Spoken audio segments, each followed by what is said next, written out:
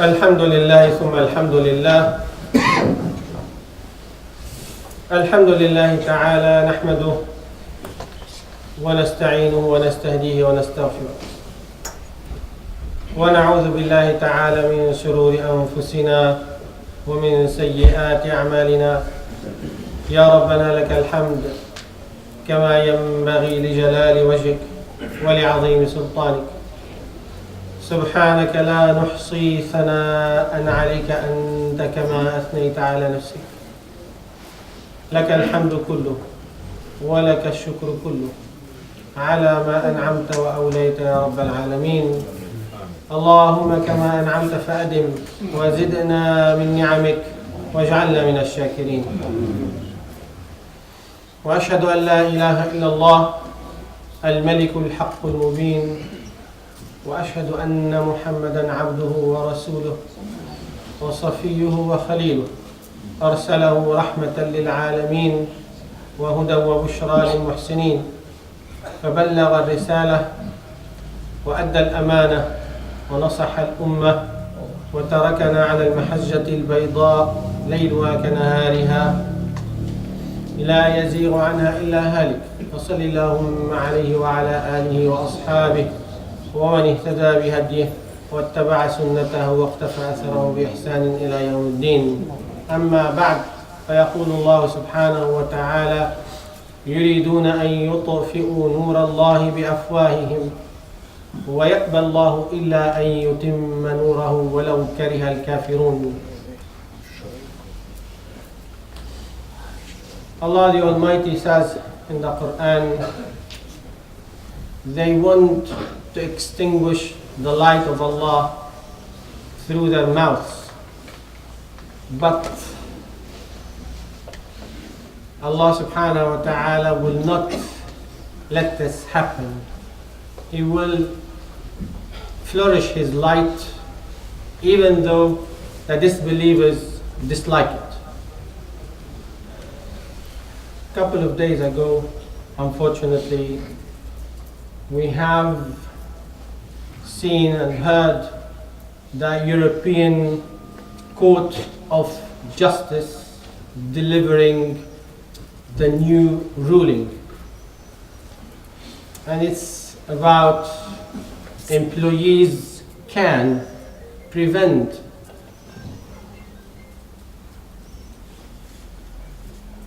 their subjects or the employers can prevent the employees from female employees from wearing hijab during their work. And it was all over the place. So I was wondering what's going on. Europe, it's the place of freedom. They fought for freedom for centuries. Even in the US and the rest of the Western countries, they've been fighting for freedom for so many years. But it seems that we are going backward instead of forward. In 1918, in America, they were discussing the right for women to vote, but never took place until a couple of other years for that, and in Europe it took more than this. So the freedom for women and the feminist organizations and you name it, all were fighting for freedom, especially for women. And now this kind of ruling take us back to the 18th century, not the 21st century, where you have no freedom. But it seems to me even this freedom and liberty and the liberal people and liberalism is not immune against the bias rulings. When it comes to Islam, then we have some different treatment. But nevertheless, it's not a new battle. It's not a new attack against Islam or Muslims. It's been the case since Allah created the truth, and it's an ongoing battle between falsehood and the truth. At the end, the truth will prevail, without doubt. But let's go very quickly through the consequences of such a ruling. The number one, the UK is going out of the European countries, so it won't apply in this country. This is number one. And this is according to the lawyer's insight. Number two, of course, we have to appeal this against the court ruling, and it's our right. Number three, which is an external, or let's say internal. So this is all what I've mentioned now, it's external attack. We have an internal attack, unfortunately, which has well been the case since centuries. We've seen al-munafiqun inside Medina attacking Muslims and Islam and the Prophet ﷺ, and it's nothing new.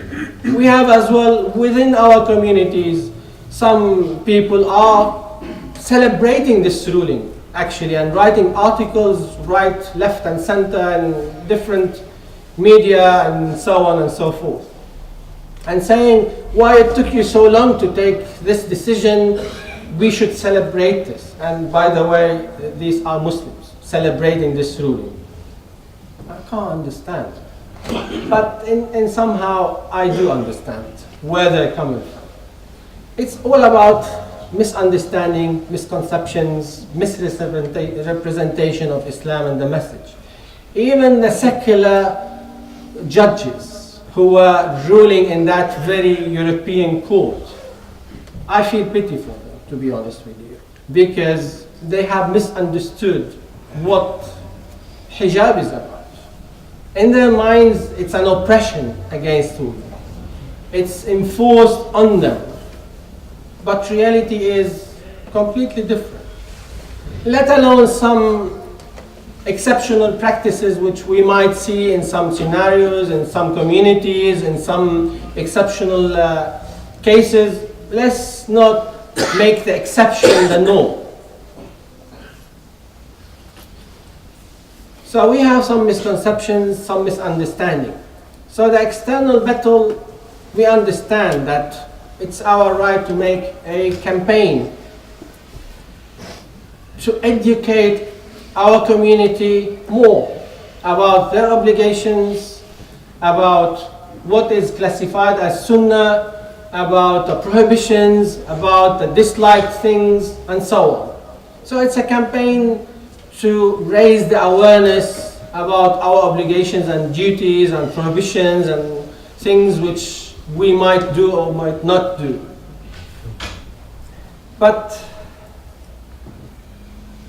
it's not acceptable in the 21st century under the International Convention of the Human Rights, Article number 9, which says you have the freedom of religion, belief, and conscience. So you have the freedom to practice your religion unless it goes beyond the what's so-called safety or community security or something like that. But generally speaking, it's by default, every single human, he's entitled to freedom of belief. So imagine if this ruling was about banning short skirts and banning shirts which shows the cleavage or the like of it. What would be the response from feminist organizations and then the community at large? Who you are to tell us what to wear, what not to wear? It's the same. You cannot tell women what to wear, what not to wear. It's up to them to decide. Is it not freedom? Is it not the same woman which you've been fighting for centuries to liberate her and give her freedom? And now in this very civilization, you have started a battle against a piece of cloth which she's putting on her head. I don't know, where are we going? With the far extreme right, I understand sometimes these influences through the media and the ISIS type thing and the terrorism and what have you might influence some people, but I cannot understand the influence on the judges and a neutral, should be neutral court with no external influence. How come? So we need in our community first to educate ourselves. Educate our people, because they are as well, some of them, unfortunately, some of them, and fortunately, because they are limited number amongst us. They are saying that the hijab is not in any shape or form an obligation. There's no precedence in the Quran, there's no ayah in the Quran or in the Sunnah which says that hijab is an obligation. And let me just a bit clarify this. Probably this will take us 2-3 hours if we were to elaborate on this topic. But very quickly, the misunderstanding of the expression. Because in the Quran, in Surah An-Nur, Allah subhanahu wa ta'ala says, وَقُلْ لِلْمُؤْمِنَاتِ يَغْضُضْنَ مِنْ أَبْصَارِهِنَّ وَيَحْفَظْنَ فُرُوجَهُنَّ وَلَا يُبْدِينَ زِينَتَهُنَّ إِلَّا مَا ظَهَرَ مِنْهَا وَلْيَضْرِبْنَ بِخُمُورِهِنَّ عَلَى جُيُوبِهِنَّ.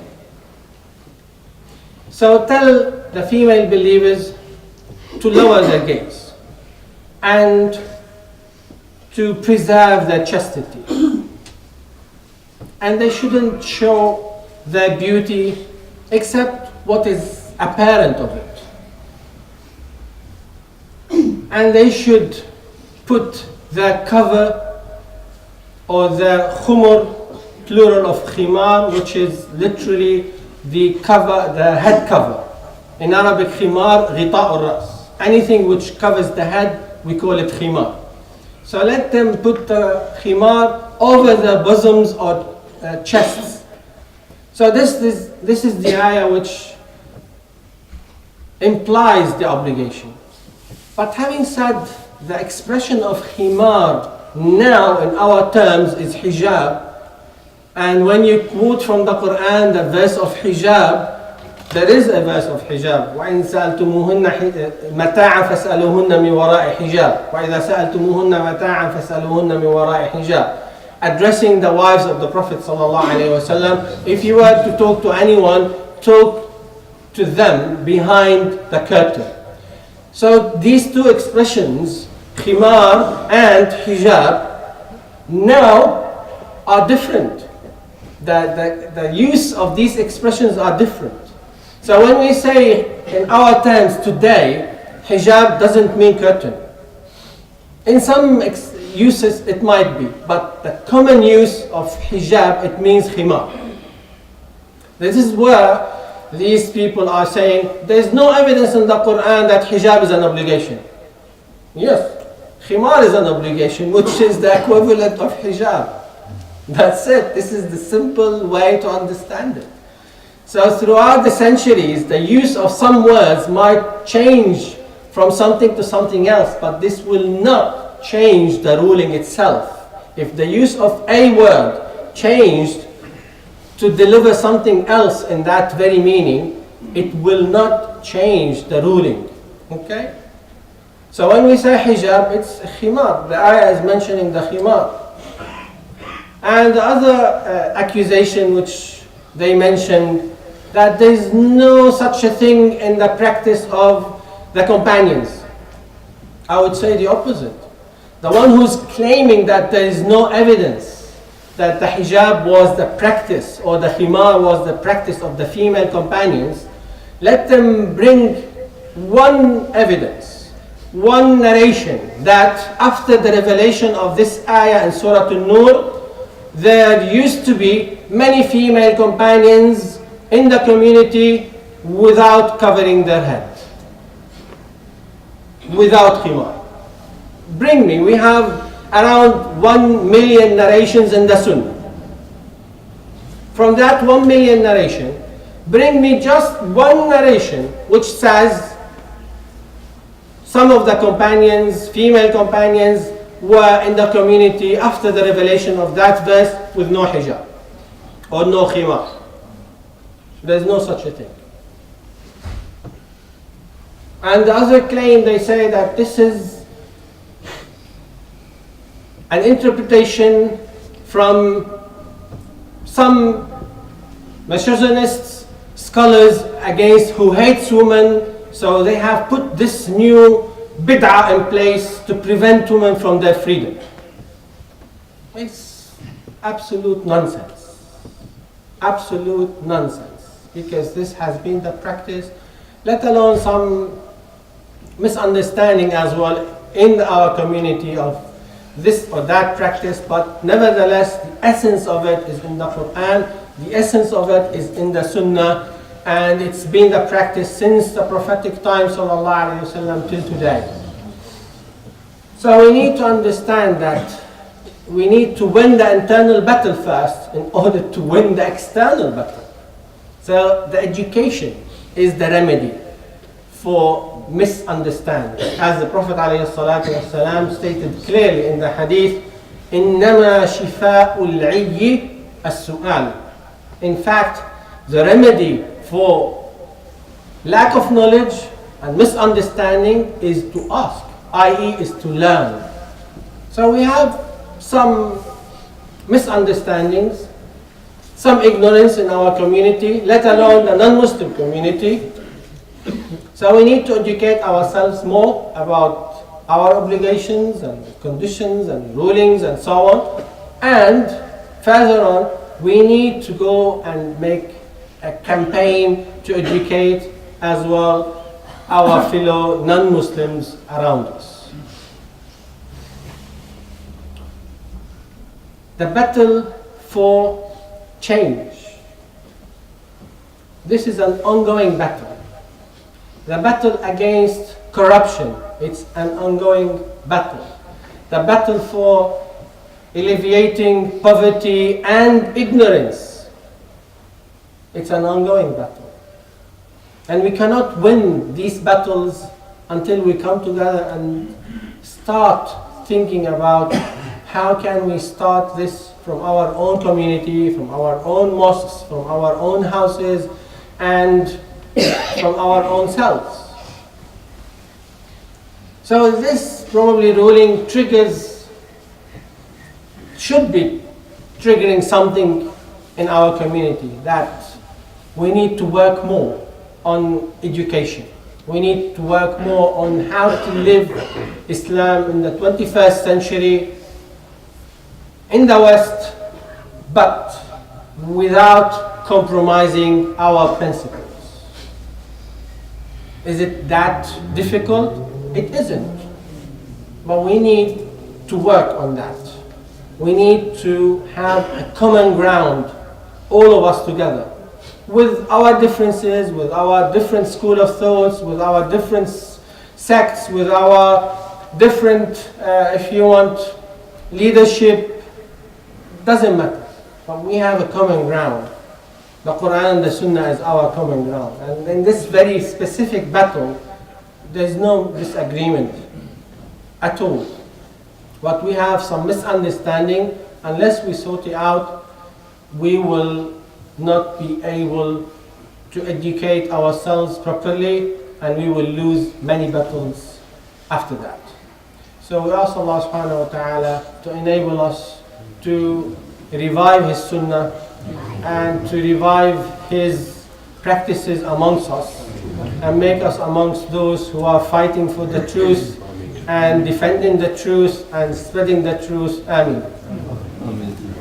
Alhamdulillah wa kafa wa salatu wa salamu ala Nabi al-Mustafa wa ala alihi wa sahbihi wa man bi'ahdihi wa fa. Amma ba'd, it's our responsibilities as parents to educate our boys and girls about what is halal and haram and what is permissible and impermissible and the obligations and the prohibitions. It's not our obligation as parents to enforce and to make our children do things by force. We give them the choice after education, after clarifying what is right and what is wrong, and then the choice at the end of the day for them. We cannot force Islam on anyone. We cannot force any practice on anyone, even our own children, because this will backfire. And this will make them hate Islam instead of loving Islam. So we need first to educate them. As Allah stated, the stages of delivery of the da'wah. يَتْلُ عَلَيْهِمْ آيَاتِهِ وَيُعَلِّمُهُمُ الْكِتَابَ وَالْحِكْمَةَ وَيُزَكِّيهِمْ. So he mentioned 4 stages, subhanahu wa ta'ala. So the delivery goes in 4 stages. And this is how it should be delivered. Stage number 1 is the recitation. It means to convey the message to our children, to our community, and so on. Stage number 2 is to learn how to recite this revelation. And stage number 3, to start step by step understanding the revelation. And step number 4, when you understand, you love it, and then you live it. So it's learning, understanding, loving, and living. So sometimes we want to jump to number 4. We want to live Islam. We want our children to live Islam, and we eliminate these 3 before. It doesn't work. They have to learn, and they have to understand, and they have to love, and they have to live later. If they do not love Islam, they cannot live Islam. If they do not understand Islam, they cannot love Islam. It's not by genetically DNA Islamic structure they will receive. It doesn't work like this. Yes? It comes through education. And Allah Azza wa Jal, He is the one who opens the heart, but we have to follow the sequence of the message. Learning, understanding, loving, and living Islam. If we are keen on living Islam, we have to do the 3 previous steps. Learning, understanding, loving, and living. So we have plenty of people who went against Islam because the education which they received is the stick education. It's the slipper education. They never understood Islam, and they want to live Islam, they can't. They can't live Islam. The moment they had the opportunity to go against Islam, they went against Islam heavily. And these articles which I've been reading the last couple of days, Muslims who were Muslims, they just went bonkers against Islam. Why that? You go to their history. They hate Islam. Why? Because they never understood Islam. They never felt the sweetness of belief. They never felt the sweetness of being close to Allah Azza wa Jal. It's all about pray, pray, pray, fast, fast, fast. It's about obligations and burden and so on. They never felt what does it mean to pray. They never felt how sweet is to be connected to Allah Azza wa Jal. If they have never felt this, so what is it? I want to take off this burden from my shoulders because it doesn't mean anything to me. I came across somebody, unfortunately, he was living in a very practicing family, history of practice, and you name it. But she just left Islam, she took off the hijab, she stopped praying, she went against Islam. Why that? I was having a conversation with her and she said, Salah means nothing to me. It's never been the case to me. Salah is just robotic action. And hijab as well is not anything of importance to me. And I felt, oh my God, it's just forcing Islam on people. It never worked. It's making them حَبَّبَ إِلَيْكُمُ الْإِيمَانَ وَزَيَّنَهُ فِي قُلُوبِكُم. Allah says in the Quran, He made Iman beloved to you. So the concept of making things more beloved to you, make them love it. Not through kicking and forcing, and it doesn't work. So this is the internal battle which we have to win first. Winning the hearts before winning numbers. How many on our list? It doesn't work. حَبَّبَ إِلَيْكُمُ الْإِيمَانِ وَزَيَّنَهُ فِي قُلُوبِكُمْ. And He beautified it for you. So we need to beautify it. We need to have good presentation.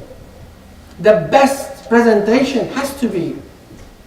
And then we can see it's the love which they will adopt. And through love they will live Islam. It's not the robotic Islam. It's not the robotic salah. It's not the autopilot salah, which we might put on sometimes, me and you. Autopilot salah. We forgot which rak'ah we are in. Why? It's autopilot. And many times we have autopilot Islam in our communities. Doesn't work. It doesn't work. We need Islam with love. The love of Allah Azza wa Jal. We need to establish this love, improve this love between us and Allah, between our children and Allah. This is what we need. They do not know about Allah, some of them, I hope not many of them. But the one who throw you in hell, who punishes you in hellfire, this is what they know about Allah. How do they love Allah if this is all what they know about Him? Don't do this, otherwise Allah will throw you in hell. Don't miss your salah, otherwise you will be punished in fire. Don't, calm down, Akhi, calm down. This is not the prophetic way. Bring me one incident in the Sunnah that Prophet ﷺ used to do this. Never. That very man who came to the Prophet, Ya Rasulullah, mata as-sa'a? When is the hour, Ya Rasulullah? He said, what have you prepared for the hour? He said, not that much. Just some prayers and some siyam. It means he's sticking to the obligations. But I do love Allah and His Messenger. وَلَكِنِّي أُحِبُّ اللَّهَ وَرَسُولَهُ. He celebrated the love of Allah and His Messenger. This is in his heart by default, because he loved the message. He received it from the beloved Rasul sallallahu alaihi wasallam. So this was the delivery. It wasn't robotic Islam, autopilot Islam. It was Islam of love. He said, أحب الله ورسوله. فقال صلى الله عليه وسلم أنت مع من أحببت. You are with those whom you love. So we need to flourish community of love. Community of connection with Allah Azza wa Jal. Love between us and Allah first. Love between us and the community and the people around us. And this is how we win any battle. Through love, not hate. Not to enforce it. Make them adopt it because they love it. They won't be able to love it until they understand it. They won't be able to understand it until they receive the right delivery. So let's be keen on these 4 steps. Learning, understanding, loving, and living Islam. اللهم يا رب يا رحمن يا بديع السماوات والأرض يا ذا الجلال والإكرام نسألك يا حي يا قيوم يا الله يا الله اللهم ردنا إليك ردا جميلا اللهم ردنا إليك ردا جميلا اللهم ردنا إليك ردا جميلا اللهم اجعل حبك وحب نبيك صلى الله عليه وسلم في قلوبنا أحب إلينا من أي شيء يا رب العالمين اللهم املأ قلوبنا بمحبتك ومحبة نبيك صلى الله عليه وسلم. اللهم اجعلنا دعاة خير ومفاتيح خير، واصرف عنا السوء والشر يا رب العالمين. اللهم إنا نسألك الهدى والتقى والعفاف والغنى. اللهم حبب إلينا الإيمان وزينه في قلوبنا، وكره إلينا الكفر والفسوق والعصيان ولا تجعلنا من الغافلين. اللهم إنا نسألك الهدى والتقى والعفاف والغنى. اللهم ارضى علينا واجعلنا من المرضيين، واغفر لنا ما قدمنا وما أخرنا وما أسررنا وما أعلنا وما أنت أعلم به منا مولانا رب العالمين. عباد الله، إن الله يأمر بالعدل والإحسان وإيتاء ذي القربى وينهى عن الفحشاء والمنكر والبغي يعظكم لعلكم تذكرون. اذكروا الله العظيم يذكركم، واشكروه على نعمه يزدكم، ولذكر الله أكبر والله يعلم ما تصنعون. قوموا إلى صلاتكم.